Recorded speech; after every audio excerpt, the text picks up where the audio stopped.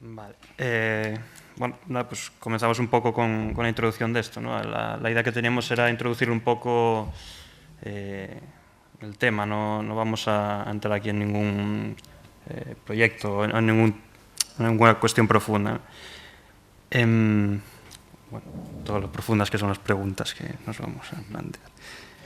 Hace un par de años, en el GIA de Santiago, se había hecho algo parecido, no me acuerdo cómo se llamaba, bueno, también algo de arqueología posmedieval. Medieval y posmedieval, ¿no? Y allí pues ya se habían planteado algunas cuestiones de estas, y se habían llegado a unas conclusiones, ¿no? Unas conclusiones, por una parte, bueno, la primera pregunta que se hacía creo que era si estaba dentro del medievalismo, ¿no? Que siguiendo un poco la idea que planteaba Miquel Barceló hace unos años, tristemente fallecido, y bueno, se llegó a la conclusión de que sí, ¿no? De que la arqueología medieval pues ya está bien integrada en el medievalismo, y que además teníamos cada vez, bueno, pues había una masa mayor de gente que estaba dedicando a estos temas. Se veía bastante gente joven que estaba empezando a entrar en el tema de la arqueología medieval. Y por otra parte vimos que había un problema, bueno, yo hablo de vimos, yo no presenté nada allí, pero bueno, ni era parte de la coordinación. Vimos un problema metodológico, ¿no? De cómo había gente que aplicaba nuevas metodologías o, bueno, que sí, por un ejemplo claro, el SIG, ¿no? Cómo se usaban ciertos métodos nuevos sin realmente plantearse unas preguntas, sin realmente integrarlos dentro de un debate o de unas cuestiones sin buscar una respuesta, simplemente por usarlo, pues bueno, son los mapas bonitos, ¿no? Queda muy guapo, pero realmente no parece que lleve a responder unas preguntas. Entonces lo que nos planteamos para esto, pues bueno, dando ya para esta sesión, es dar un poco pasos en ese sentido, ¿no? De primero el tema del concepto de arqueología medieval y posmedieval, ¿qué es este concepto? ¿Qué temas podemos tratar y cómo, ¿no? ¿Qué herramientas debemos usar y de qué manera, ¿no? El tema metodológico que comentaba. También presentábamos en la propuesta de sesión la cuestión de que la Edad Media es un periodo en el que cuando más se altera el paisaje, ¿no? Bueno, cuando más se altera, hasta tiempos recientes, ¿no? Cuando más bueno, hay una serie de cambios que van a alterar el paisaje que heredamos ahora, y bueno, gran parte de estos elementos que vemos hoy en día pues tienen un origen en ese periodo. Pero planteamos dos preguntas también en este sentido. Si creemos que esto es realmente cierto y si tiene ese papel tan destacado la Edad Media a la hora de generar el paisaje. Y por otra parte, pues volviendo un poco al tema metodológico, ¿qué herramientas necesitamos usar, ¿no? para conocerlo, para estudiarlo? Y siempre planteando la primera pregunta. Y también pues queríamos introducir los dos conceptos de... Bueno, no sé si habíamos metido algo. No. Los dos conceptos de paisaje. Bueno, evidentemente no vamos a entrar en la cuestión de qué es el paisaje o la arqueología del paisaje, sino como elemento de estudio, ¿no? Para la Edad Media y la larga duración, ¿no? Comentamos bueno, que planteamos ahora aquí un poco más en detalle.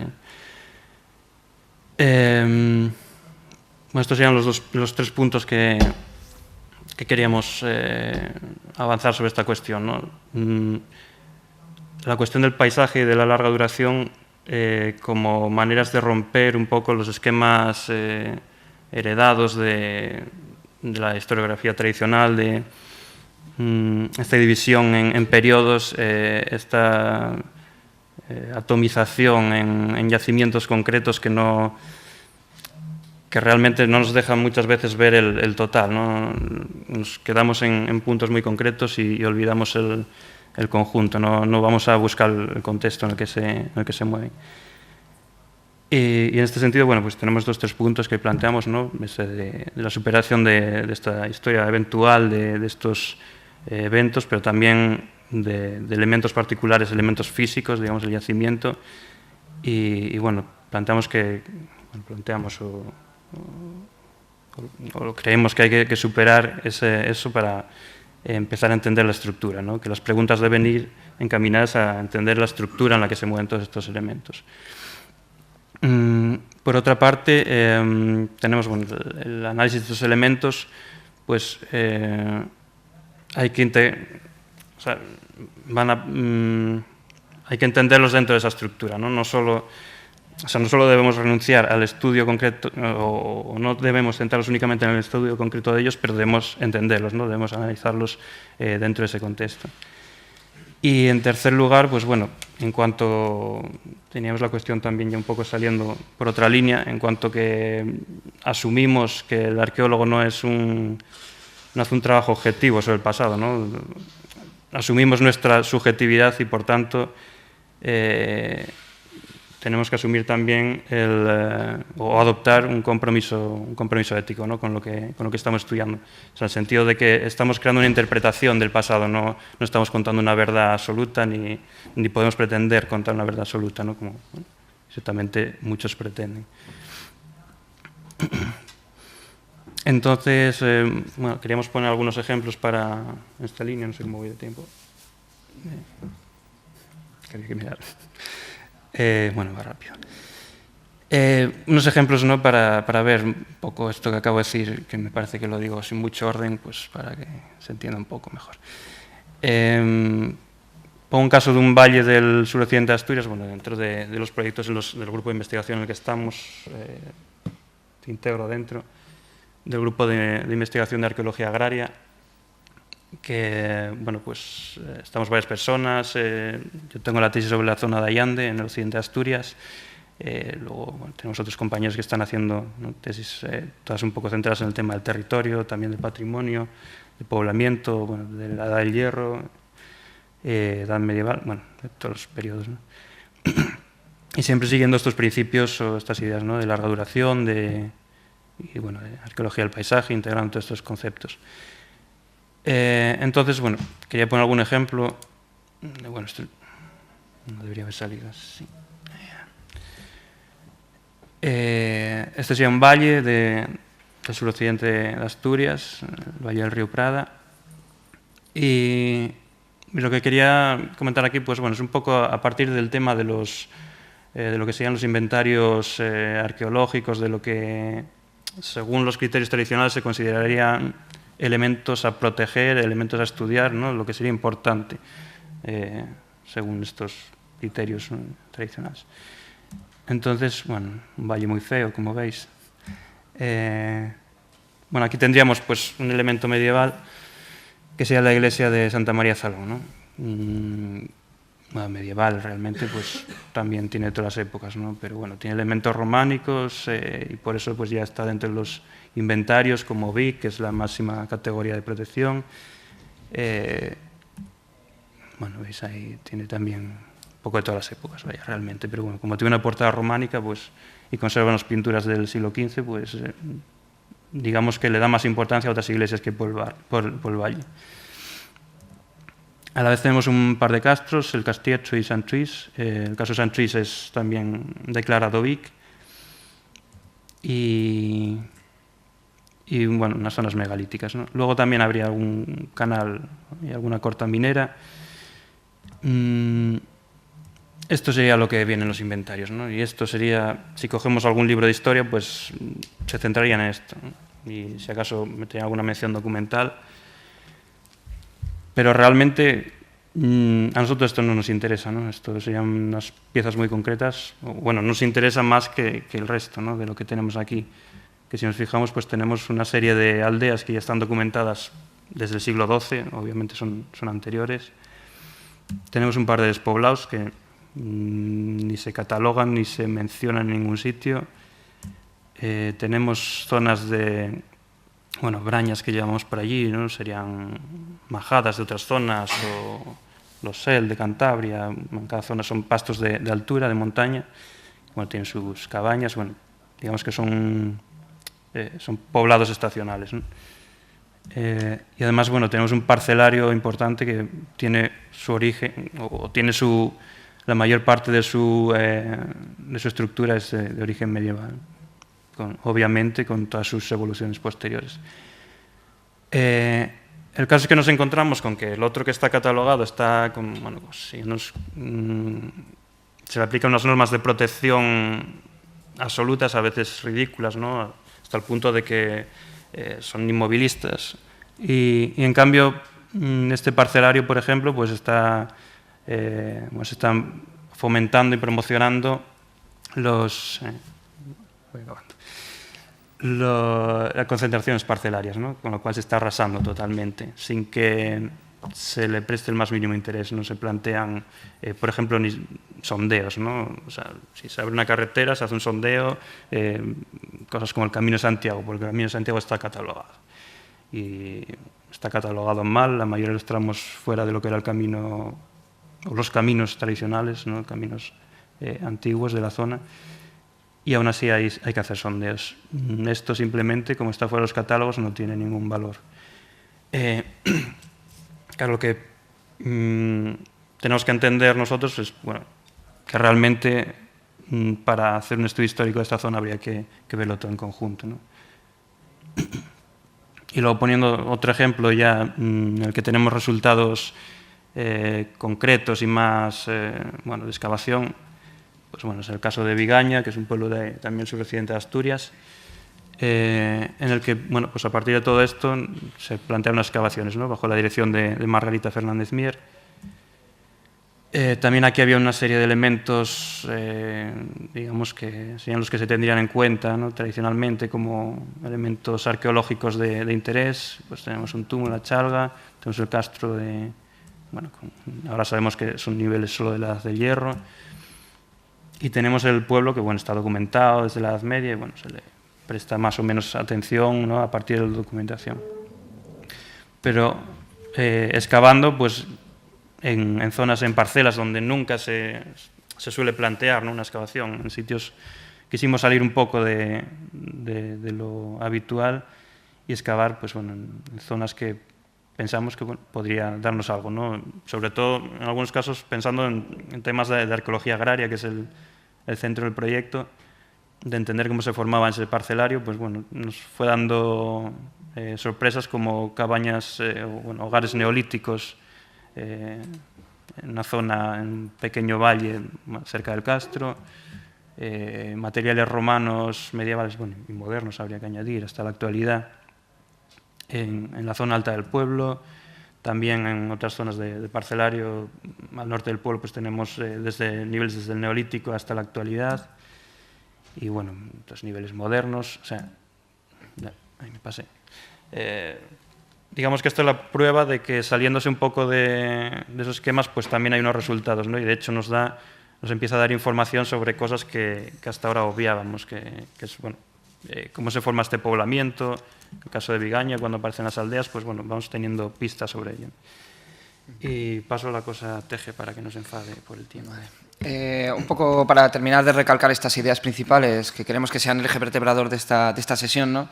El concepto de larga duración, el concepto de paisaje como dos elementos que creemos fundamentales a la hora de hacer nuestros análisis arqueológicos, y añadiendo la idea un poco relacionada con esta sesión de la arqueología medieval de la Edad Media como elemento fundamental en la creación de estos paisajes, ¿no? Y hemos mencionado varias veces, tanto en la propuesta de la sesión como la importancia que tiene este momento medieval, solo comparable, en nuestra opinión, que puede ser un elemento de debate, a la introducción de la modernidad, del liberalismo, del capitalismo en la construcción de los paisajes tal y como los vivimos actualmente.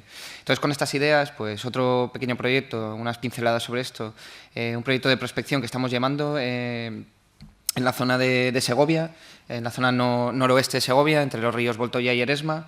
Bueno, pues en realidad el proyecto estaba enfocado al estudio del paisaje alto medieval, básicamente a las aldeas posromanas del siglo V al VIII, pero claro, enseguida, y esto en el segundo 2 en el que nos introducimos en el campo, te das cuenta de que tú no puedes entender el concepto de aldea, el poblamiento ese en concreto, si no lo vinculas a todo un relato histórico en el que ese solo es un punto dentro de todo ese todo ese relato, ¿no?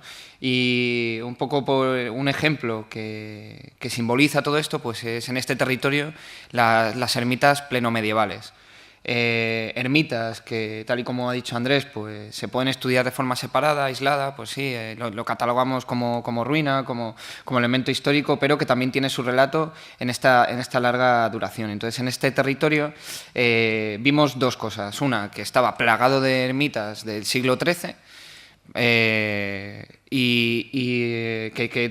tiene su explicación porque es en ese momento, en el siglo XIII, cuando la Catedral de Segovia inicia todo un proceso de expansión económica. Entonces el elemento que ellos utilizaban para vincularse al paisaje pues eran estas ermitas, ¿no? Entonces de repente en ese siglo XIII, de la noche a la mañana, bueno, de la noche a la mañana digo porque no, en este territorio no se conocen iglesias anteriores, pero seguro que las hay, vaya, simplemente que no sabemos dónde están, pero que en este momento en concreto es un hito dentro de la construcción de este paisaje en el cual las ermitas funcionan como un elemento estructurador y además muy vinculadas a un poder tan central como era la iglesia y la Catedral de Segovia, ¿no? Eso por un lado. Y por otro vimos que había una vinculación estrecha, no, lo siguiente, entre el poblamiento alto medieval y estas ermitas. Es decir, sistemáticamente, y no lo buscábamos, no lo esperábamos, pero sistemáticamente, allí donde había una de estas ermitas, en menos de 300 o 400 metros encontrabas el poblamiento alto medieval de 6 siglos antes. Y entonces vimos esta vinculación tan estrecha entre estos dos elementos del paisaje. Y bueno, también un poco recordar Historia Medieval 1 de nuestras carreras, el cómo en ese siglo VIII, ¿no?, que vienen esos moros malvados a invadir la España visigoda, ¿no?, de lo que espero que sea un elemento luego al debate, todo el tema de la población islámica y la estructuración del paisaje del Estado Islámico. Bueno, pues todos sabemos que en ese siglo VIII hay una ruptura del paisaje, las tesis de Albornoz de aquí no había nadie. Entonces tenemos, en este relato tenemos este poblamiento alto medieval que es muy extenso, tampoco me voy a centrar en ello, pero esa ruptura en el siglo VIII, que a pesar de que evidentemente sí que había gente y evidentemente no era un desierto del Duero, pero bueno, sí que hay una bajada de población, vaya, un retraimiento, no me sale la palabra esta. Había menos población, eso sí, eso seguro, vaya. Y de repente en el siglo XIII, ermitas, una serie de ermitas que se vinculan a ese paisaje. Entonces, ¿cómo interpretar esto? Pues la idea que estamos manejando es el que estas ermitas lo que estaban es recuperando ese paisaje. Había una memoria de estas aldeas que estas ermitas se encargaban de recuperar. Y la hipótesis que manejamos es que lo que estaban recuperando eran los cementerios, los espacios de culto de esas antiguas aldeas que había 5 o 6 siglos atrás, vinculándolas al poder de la Iglesia, con lo cual la ermita como un elemento de violencia cultural. Es decir, necesito introducir mi poder, legitimar mi poder como Iglesia, como poder central en este territorio, utilizo estas ermitas y encima me vinculo a los espacios de culto, de memoria de las poblaciones locales para introducirme y legitimarme, ¿no? Entonces, en este sentido ya empezamos a ver que la ermita ya no es solo una ermita, una ruina, sino que empieza a introducirse dentro de un proceso más largo que viene de mucho atrás, ¿no? Y para vincularlo con los procesos posteriores, esta ermita no...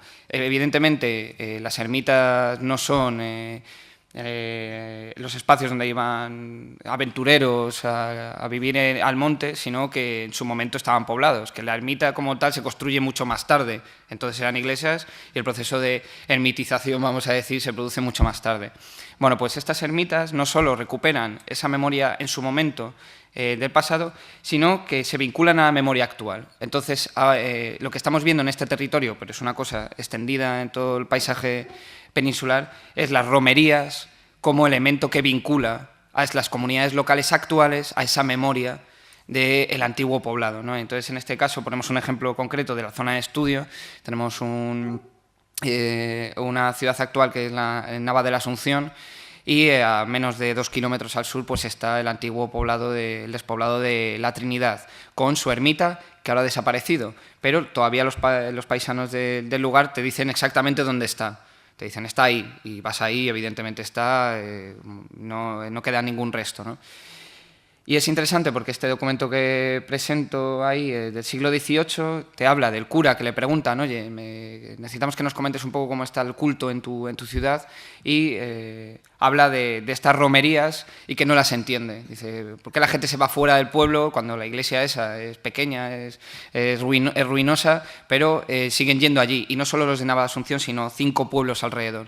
Entonces vemos cómo esta ermita funciona como eje de la memoria colectiva y organizando varios pueblos alrededor, ¿no? Entonces, utilizar la ermita como símbolo de estas cosas, de estos procesos que estamos intentando poner encima de la mesa para debatir, ¿no? El proceso de la larga duración, la importancia de entender los elementos arqueológicos que nosotros estudiamos como una parte de un relato mucho mayor y sobre todo vincularlo con el presente, que nosotros y nosotras en el presente somos una parte más de ese relato y que así debemos entenderlo y así nos debemos de comprender. Entonces, para terminar y ya daros la palabra, pues simplemente traíamos aquí unas preguntas vinculando un poco vuestras ponencias a todo esto.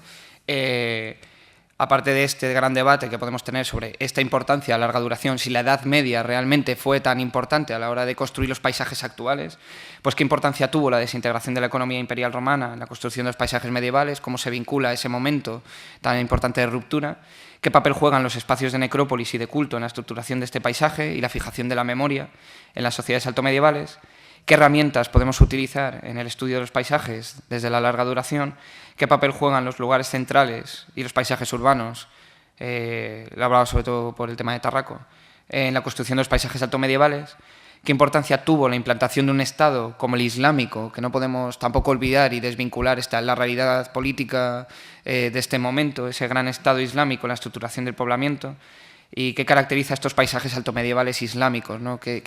¿Cuál es la idiosincrasia propia de esos paisajes? Y cómo se insertan en estos paisajes los denominados espacios de montaña, que bueno, es una ponencia que tendrá que leer Andrés luego. Entonces, nada, con esto